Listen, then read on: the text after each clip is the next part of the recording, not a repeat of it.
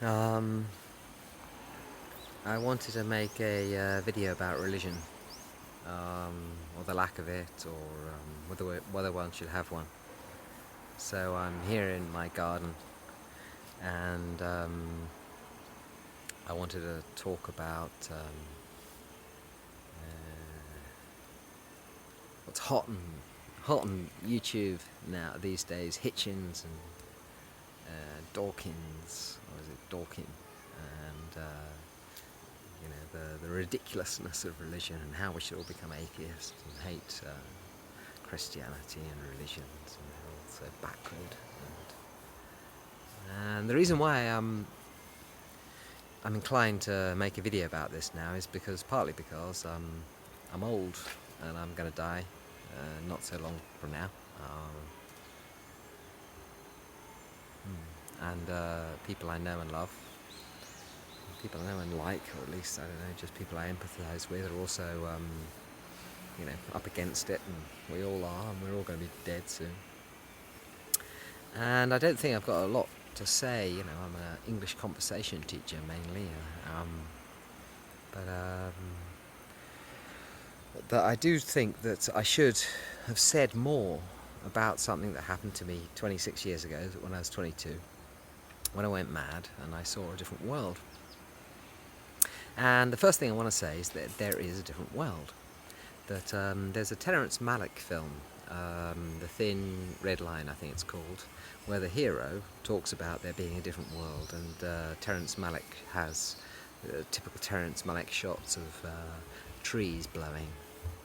And I'm sure that Terrence Malick has seen this other different world that I feel I saw. See Terrence Malick films, but with the trees blowing, can you see the nature around my head? Concentrate on that rather than me. But that when you see nature or something, that you can see a different world. But no, the point is the different world. That what I have to say is that the world I live in, and the world I experience, and the world that I presume to be real, is not the real one. That I'm still living in the world prior to that experience of madness that I had 26 years ago. In other words, I lived in truth for about a second. That's what it seems to me. That normally when people go mad, I know a guy I really like, he went mad.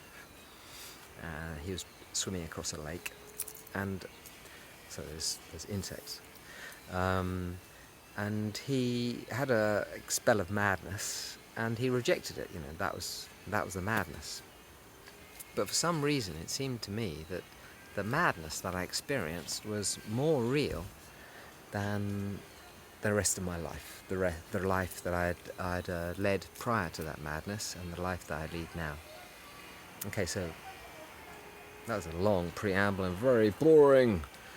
Okay. What do I want to say? The world that we live in is not true.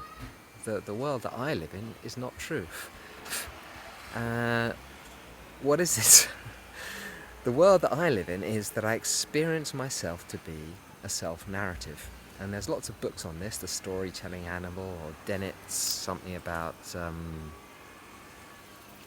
what did Dennett call it? I don't know, the locus, or the centre of gravity of the self, or there's Bruner's narrative animal, I don't know, or Homo narrans, and all sorts of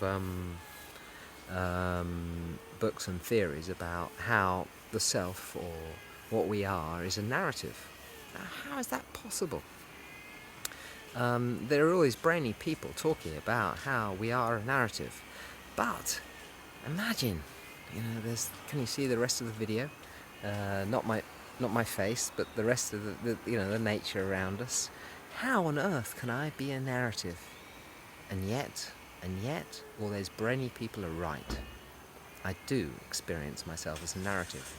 And the reason why I'm making this video is because that for a second, 26 years ago, I experienced the death of that narrative. I experienced its destruction. I experienced its appearance as a ventriloquist.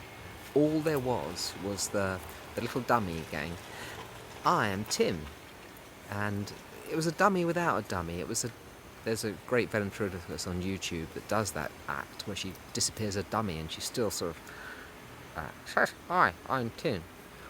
And that's what it was like. And I just lost it completely. It was just that there was these words, this narrative was going on, and that was all it was. There was no me. Or there was another me. And I say that with great trepidation because the other me was a giant. It was so massive. It was out of this worldly big. Angry as well. It was God, I think. Now, there is a temptation to say that thing that, a very strong temptation, I'm going to say it now, that thing was the real me. However, anything that associates not this person that you can see, but that this person that I think I am now with the giant is false, because I still think I'm that narrative. I'm still thinking I'm that puppet.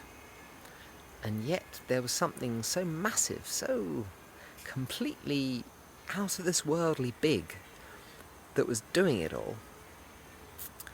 And it has nothing. It was the whole world. The whole world. Okay, let's try a video game metaphor. That video games, they like shoot 'em up video games, killing zombies, say. That there's a box in New York that has a video game metaphor. And let's say that box was equipped with a camera that could rove, and the camera caught itself, the video box itself, and so in the video game in New York there are all these zombies being killed, and also there's a video machine. And the video machine is displayed within the game as a certain number of pixels. And is the video game box, no, is that machine the thing it represents itself within its game? No, of course not.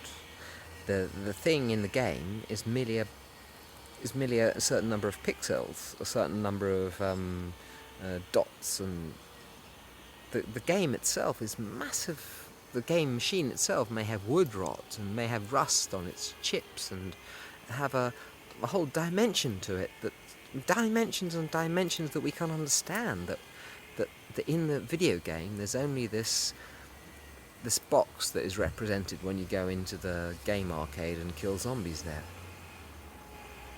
And that's like me, that I seem to have identified with a representation of myself, and I'm never going to get out of it, seems. Now look at my face. My face is half in the screen, and I'm still thinking that face is me. Shit. Not the face is me, not this words are me. But can you see the nature around me? Can you see what I'm seeing? Can you see the beauty of it all? You know, the whole thing.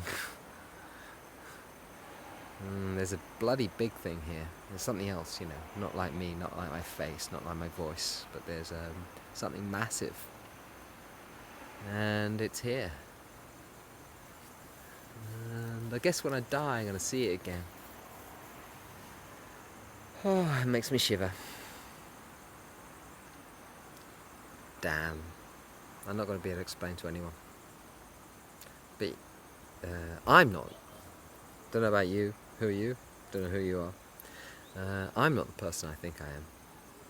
It's a complete joke. I'm a glove puppet. I'm a muppet. But there's something massive going on. And that's the real thing. That's the real McCoy. And maybe when you die, you get to see it again.